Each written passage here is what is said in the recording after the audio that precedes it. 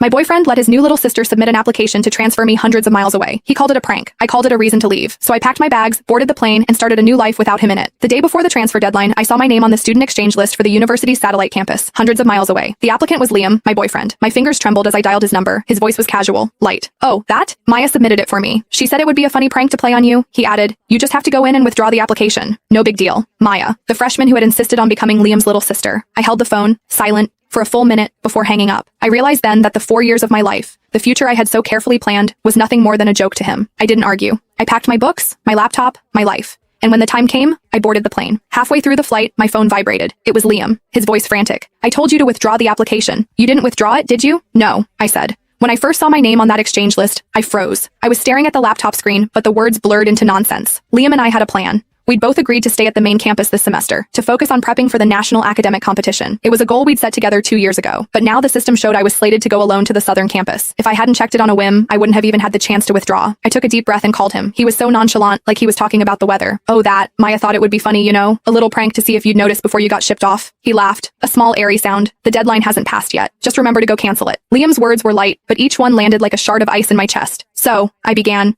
my voice trembling with a weakness I hated. You think this is just a small thing? Here we go. He sighed, the impatience sharp in his tone. Are you really going to make a big deal out of this? Just withdraw it and it's over. Maya's just energetic. She was playing around. I stared at the transfer notification on my screen. My throat felt thick, clogged with wet cotton. It took me a moment to find my voice. What if I hadn't noticed in time? Maya used my student ID and password. I could report her to the dean's office for this.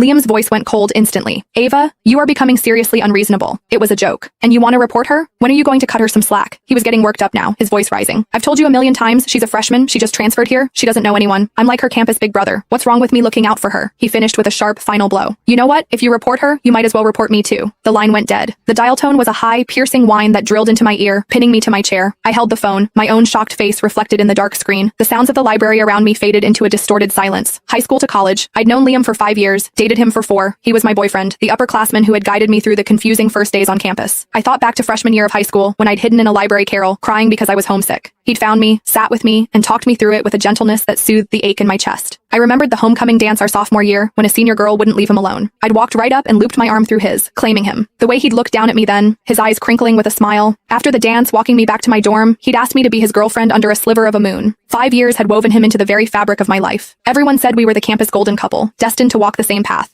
We'd already planned it all out. After graduation, we'd stay in this city, get an apartment, adopt a cat. We were going to carefully transplant our student love into the real world and watch it grow. Everything was supposed to run on its designated track, smooth and steady, toward a bright future. But now, I was staring at a cold, digital notification that felt like a punchline to a joke I wasn't in on.